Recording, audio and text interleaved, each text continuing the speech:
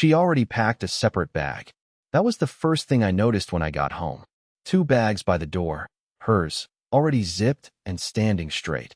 Mine still lying open with half-folded clothes and a tangled phone charger draped over the side like a forgotten thought. I didn't say anything. I just stood there, keys still in my hand, staring at how prepared she was to leave me behind.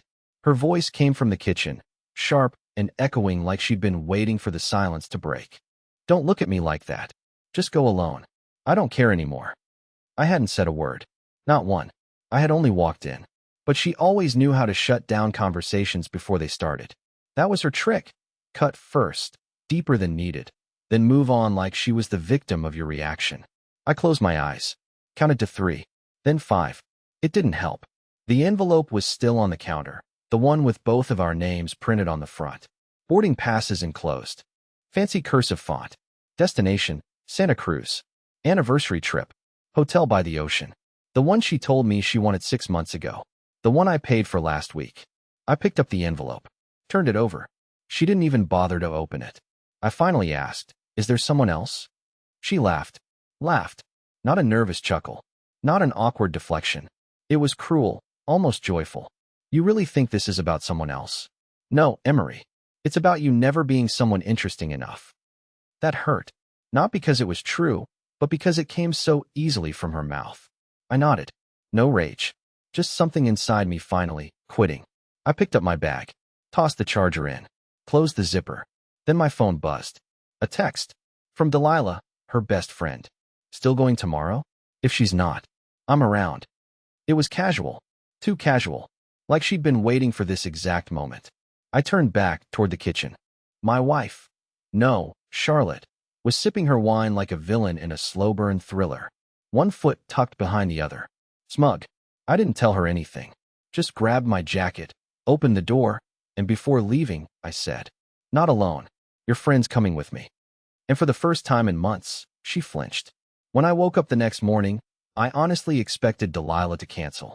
It would have been the logical thing to do. The same thing. The friend loyal to friend thing. But sanity hadn't exactly been present in my life for a while, so I don't know why I still expected it from anyone else. Her message arrived before my alarm even buzzed. "Delilah, I'm already at the airport. Gate 14. Don't make me sit here alone like an idiot." No emojis. No flirtation. Just bluntness, which somehow made it 10 times more intense. I stared at the screen for a full minute before I even moved. Then I got up, threw on the first clean shirt I could find, grabbed my bag, and left without waking Charlotte. I didn't feel guilty. I waited for guilt. I looked for it. But it wasn't there. Just relief. The airport was loud in that constant, humming way where everyone is either in a hurry or pretending they aren't. And then I saw her, Delilah, leaning back in a seat near the window, headphones around her neck, iced coffee in hand, wearing this oversized denim jacket that made her look warm and dangerous at the same time. She turned her head when she noticed me, and her smile wasn't soft. It was knowing. "Morning," she said, like we did this all the time. "Hey," I replied, trying not to sound like I'd forgotten how talking worked. We boarded together. People looked. I don't know if it was because we looked mismatched or because the energy between us was noticeably charged. I kept waiting for the part where Delilah would make a joke or bring up Charlotte or turn this into some kind of petty revenge game. But she didn't. She sat beside me, buckled her seatbelt, and stared straight ahead like she was preparing for something.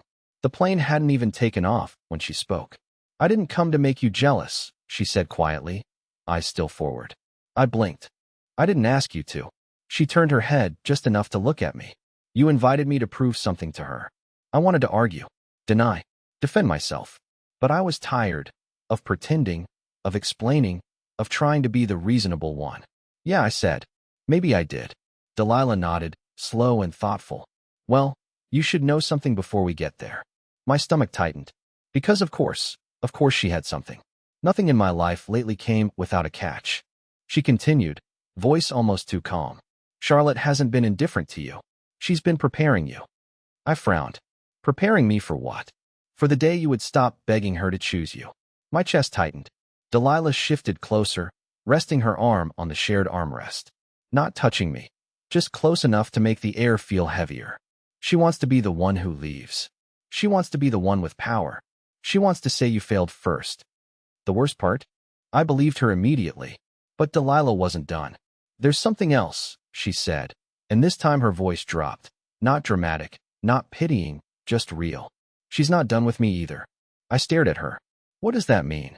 Delilah exhaled slowly, like releasing something she had been holding too long. It means I wasn't just your wife's best friend. I was her backup plan. My pulse kicked. The plane engines roared. We were rising off the ground. I didn't understand yet, not fully. I knew there was more. And whatever it was, it didn't feel like gossip. It felt like the first door in a hallway I didn't know existed. And I had just stepped through. I didn't respond right away. What do you even say to that? She used me, Delilah repeated, like she knew I didn't fully process it the first time. Not physically, not like that, but emotionally. She made me think I was next. The words didn't compute. Not at first. I turned to look at her again. Really look. And for the first time, I saw something different in her face. Regret. Not the guilty kind, but the kind people carry when they realize they were just another player in someone else's game. You and Charlotte? I asked slowly, carefully, like saying it out loud might break something fragile between us. Delilah shook her head, but it wasn't a no. She made me think she might. Flirted. Said things. Played those lines where if I ever confronted her, she could laugh and say I was imagining it. My mouth went dry. And you? You felt something? She didn't look ashamed. That's what she does, Emery. She pulls people into her orbit, then acts like they were the ones who chased her there. I thought I was protecting her from you, her sad, needy husband, until I actually started watching the way she talked to you. I wanted to scream. Not at Delilah. Not even at Charlotte. Not yet. At myself. Because I knew this already, didn't I? Deep down, I had felt it. For months. Maybe longer. The passive-aggressive jabs. The casual neglect. The way every time I showed her affection, she recoiled like I was trying to chain her to the floor.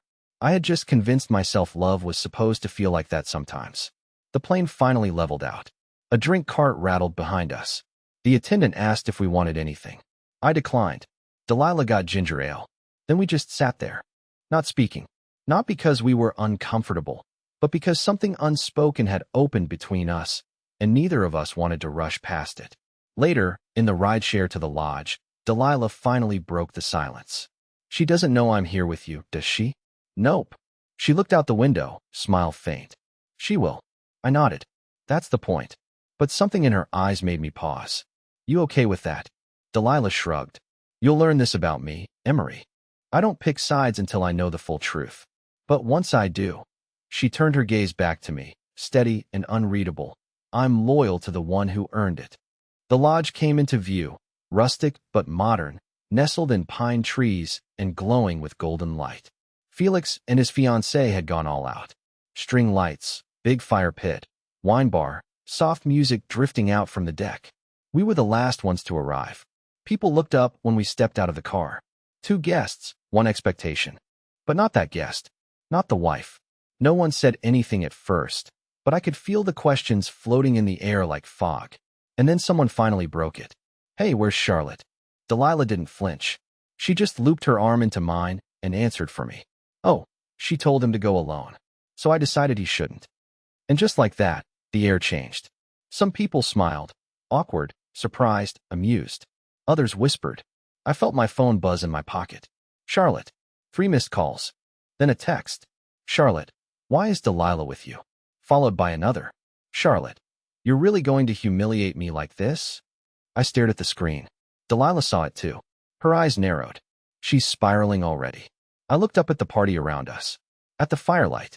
At the woman standing beside me. Her friend, her possible ex-lover, and now my unintentional ally. I tapped out a reply without overthinking. You told me to go alone. I didn't. I hit send. The real fire hadn't even started yet. The fire pit crackled like it had something to say, but no one was really talking. People milled around in small circles, sipping wine, laughing too loudly, casting glances when they thought I wasn't looking.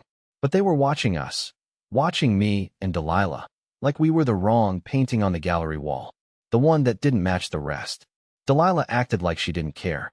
She always had that air about her, like the world couldn't touch her unless she let it. But I noticed the way her hand gripped her wine glass a little too tightly, or how she scanned the crowd every few minutes like someone might pop out of the shadows and accuse her of something. Charlotte still hadn't replied. Not to my text, not to my silence. But that didn't last. It was around 10 p.m. when I stepped away from the group to breathe. I wasn't drunk, just emotionally winded, if that's a thing.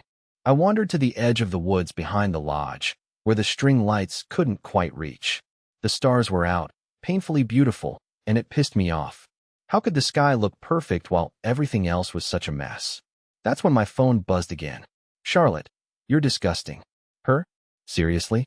Then another. Charlotte, you knew I was going to show up, didn't you? You planned this.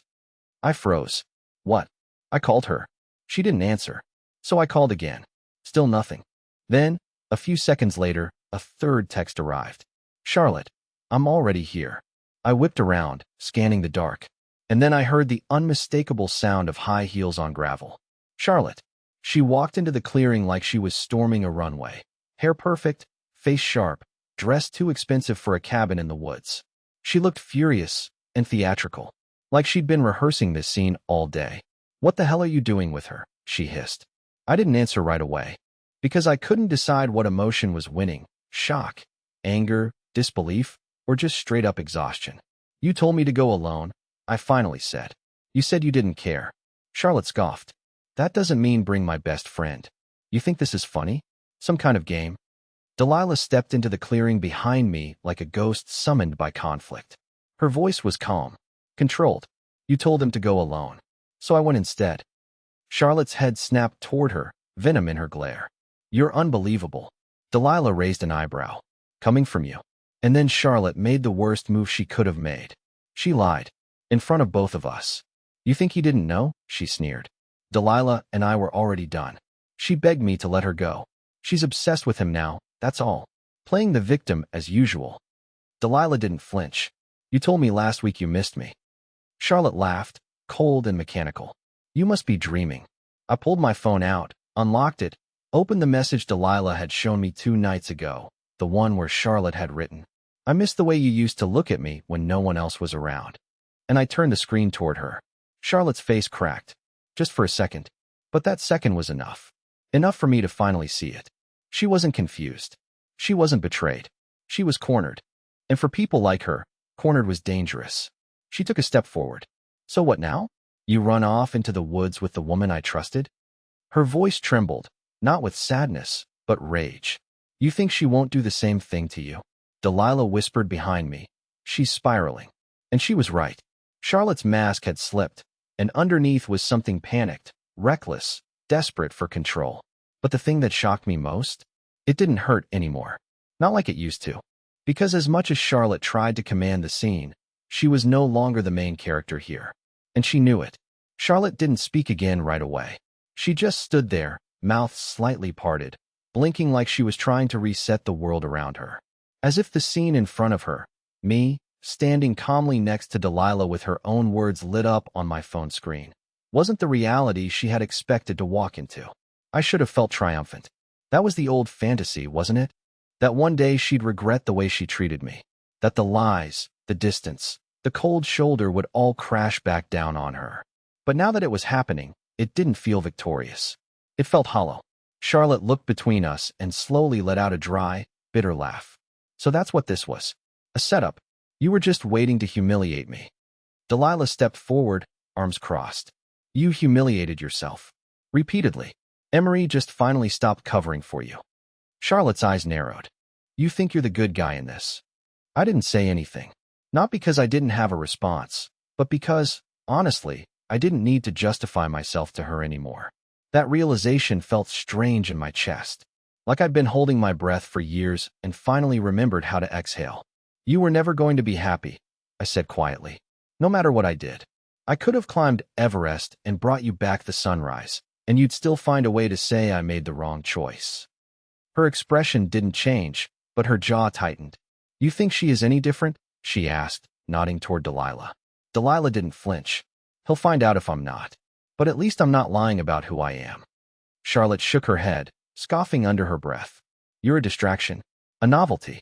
Once he gets bored, he'll leave you just like. Like you left me? I interrupted, voice sharper than I expected. Her mouth clamped shut. For a second, I thought she might cry. But no, Charlotte didn't cry. She recalibrated, pivoted, turned pain into poison. You were so easy to replace, she whispered. Do you know how boring you became? The words should have gutted me. A few months ago, they would have wrecked me. But now they just sounded sad. Pathetic, even. Like a magician revealing her last, desperate trick after the crowd had already started walking out. Delilah stepped in again, more calm than I could ever be. You had something good, and you destroyed it because stability didn't feed your ego.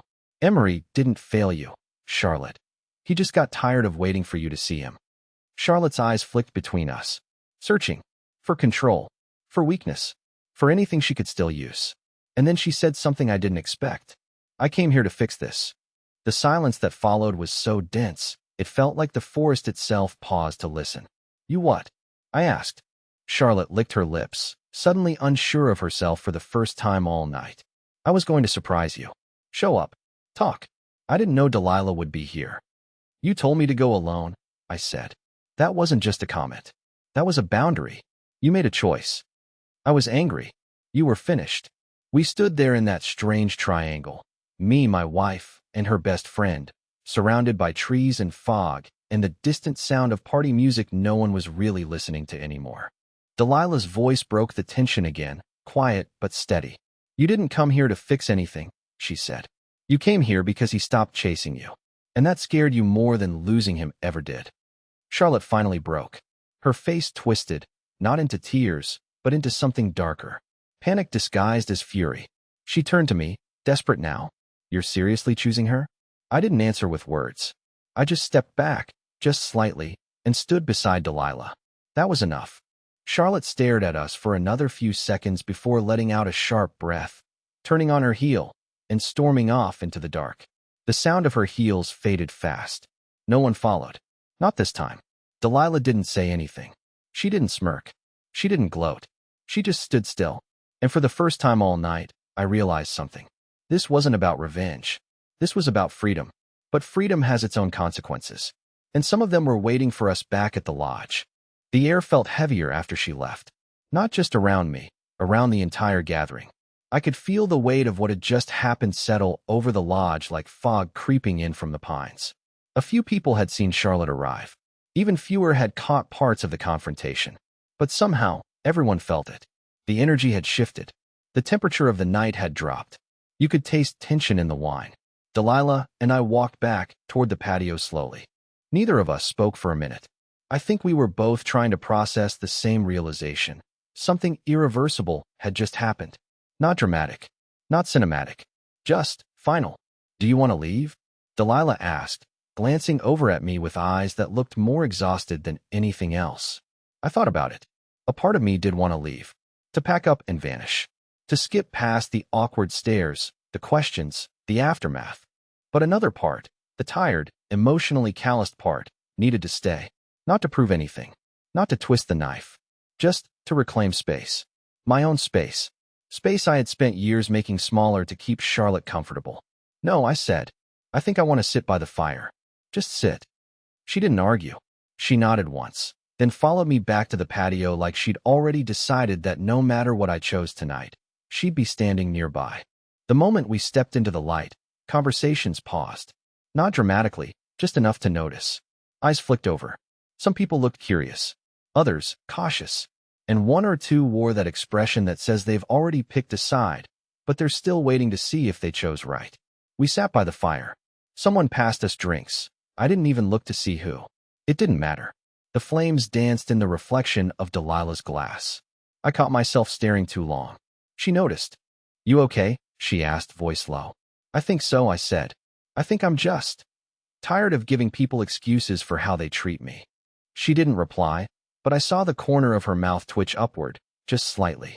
We sat like that for maybe 20 minutes. I started to think the worst of it was behind us. I was wrong.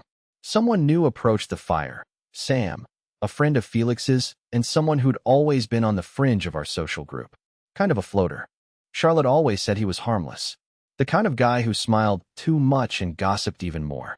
He leaned in, a little too close, his drink sloshing slightly as he spoke. So, interesting night, he said. Didn't expect that little showdown. I didn't answer, but he kept going. You know she's already spinning a different version of it, right?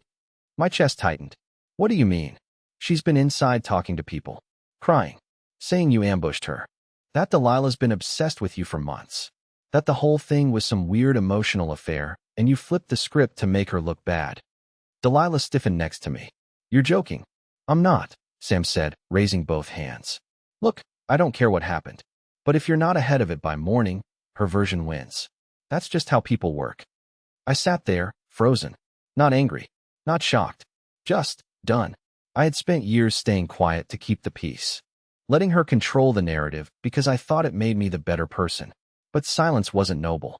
Not when it enabled her to rewrite the truth in real time. I stood up. Delilah watched me carefully. What are you doing?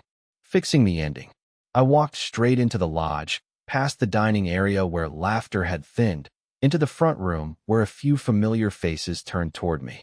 Charlotte was there, seated near the window, head tilted downward, hand near her cheek like she was holding back tears.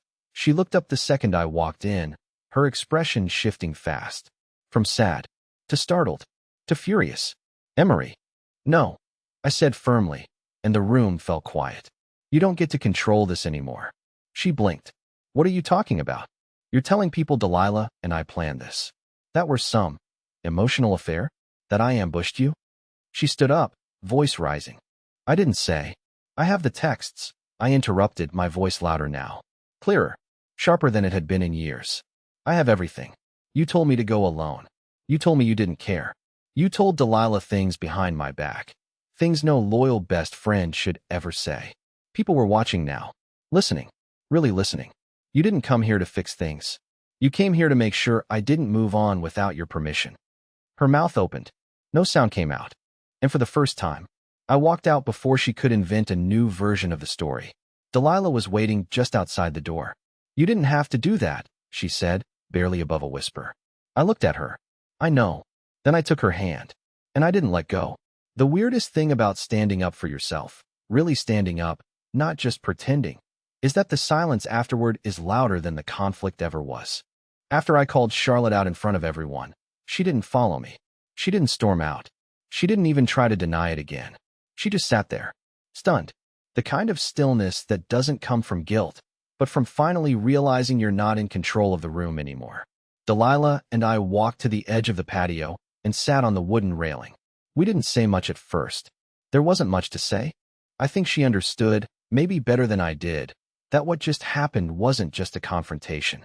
It was a reversal, a subtle one, quiet, but powerful. Inside, the music had stopped. I noticed that. Someone had either turned it off or lowered it out of awkwardness. People were pretending to talk about other things, but the energy had shifted completely. Eyes kept flicking toward the windows, waiting to see who would move first. Like we were all trapped in the last 5 minutes of a bad play where no one knew their lines anymore. Delilah nudged me gently. You want to leave? I shook my head. No, I want to be the one who stays for once. That answer surprised even me. I had always been the guy who left first to avoid the discomfort. The guy who let people misinterpret me just to keep the peace. But not tonight. I wasn't running anymore. A few minutes later, Felix came out. He didn't say anything at first, just handed me a cold soda, sat beside me, and stared out at the trees like the fire pit wasn't burning behind him. Then, you okay? I nodded. Eventually, he glanced over at Delilah, then back at me. I don't think anyone really believed her. Just so you know. I let out a breath I hadn't realized I was holding. Thanks. He hesitated, then said something that felt small but hit hard. It was brave. That word, brave, felt too big for what I did. But maybe that's the problem. Maybe standing up for yourself always feels smaller than it really is, until you see how long you let yourself stay quiet. The rest of the night was strange. People started drifting back into their own conversations, trying to salvage whatever normalcy they could. Some avoided me. Others came up and offered these half-awkward, half-supportive nods or one-liners like, good for you, man, or about time someone told her off. And then, just when I thought the night was winding down, Charlotte reappeared. She had changed clothes. Her makeup was different, more polished, like she had retreated, regrouped, and come back ready for her final scene. And this time, She wasn't alone. Beside her was a man I didn't recognize. Tall, early 40s, sharp suit jacket, expensive shoes. He didn't look like someone who belonged at a cabin party. He looked like someone who showed up to sign contracts and drink $80 whiskey. Charlotte smiled like a person who had something planned. Emery, this is Reed. I blinked. Okay. He's the man I've been seeing. The words were delivered slowly, deliberately. She wanted me to react. She wanted Delilah to react. She wanted anyone to react. No one did. Not right away. Reed extended his hand. I've heard a lot about you. I didn't take it. Not out of pettiness. Out of sheer disbelief. So let me get this straight, I said, eyes locked on Charlotte. You came here to talk things out, while already dating someone else. Her smile faltered just a hair. I wasn't dating him then. Delilah laughed under her breath. How convenient.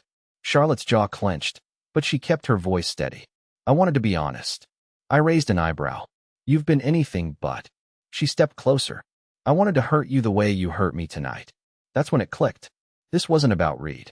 It wasn't even about Delilah. It was about control. About her needing to be the one who ended things. Who walked away first. Who won something. Even if it was a prize nobody wanted anymore. But what she didn't realize was that I wasn't even playing. You didn't hurt me, I said quietly. You freed me. She blinked. It was subtle, a half-second loss of composure. But it was there. Delilah took my hand again. Charlotte stared at it. Then, for the first time since all of this started, she said nothing. No insults. No drama. She just stood there, watching the pieces slip out of her grasp. Reed finally spoke again, breaking the tension. We'll be heading out. Charlotte nodded, but she didn't move. She just looked at me. And for a brief moment, behind all the pride, behind the posturing, I thought I saw it. Regret. But by then, it didn't matter. Because the version of me who would have cared? He wasn't here anymore. The morning after everything unraveled didn't feel like a wreckage. It felt quiet. Not empty, just calm. Like the kind of silence that follows a storm, where you wake up and the air feels clearer, the sky brighter. For the first time in years, I didn't open my eyes wondering what mood Charlotte would be in, or whether I'd need to shrink myself down to survive the day. She was gone, and she had taken the noise with her. Delilah was still asleep when I stepped outside. She'd stayed the night, not in some dramatic romantic moment, just out of comfort. Mutual exhaustion. We'd shared stories on the patio until 2 a.m. Not just about Charlotte. About everything. Childhood. Mistakes. The versions of ourselves we had outgrown but hadn't fully buried. I think that's what struck me most. How much of myself I had forgotten. How long I had spent editing my personality to fit into a life that didn't feel like mine anymore. And how easily, with the right person beside me, the real version of me started showing up again. I stood by the edge of the woods, coffee in hand, watching the trees sway like they were stretching off a hangover. I half expected someone to come out and say, "That was wild, huh?" But no one did. The house was still. The fire pit was ash. The drama had passed. Delilah eventually joined me. No makeup, hoodie, hair tied up, still effortlessly herself. She looked at me and smiled in that slow, sleep-heavy way that said, "We're not broken. We're just tired." She didn't say anything dramatic. She just handed me a fresh cup of coffee and leaned on the railing next to me. "So," she said eventually, "you feel like you won?" I thought about it. "No," I said. "Not really." She raised an eyebrow. "That's honest." "I don't think this was about winning or losing," I continued. "I think it was about waking up. Realizing I spent years loving someone who couldn't love anyone without controlling them. And that I allowed it because I didn't think I was worth more." Delilah didn't respond right away. Then, gently, "You are." It didn't feel like a pickup line. It felt like a fact, one I hadn't heard in a long time. I sipped my coffee and stared out at the woods again. "She texted me," I said. Delilah didn't seem surprised. "Let me guess. One last goodbye? Or a fake apology dressed as closure?" I pulled out my phone and handed it to her.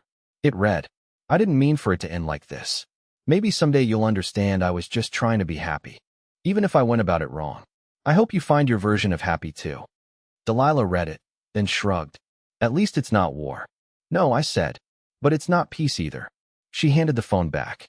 "So what now?" I turned toward her. "Now we go home. Separately. Slowly. Honestly.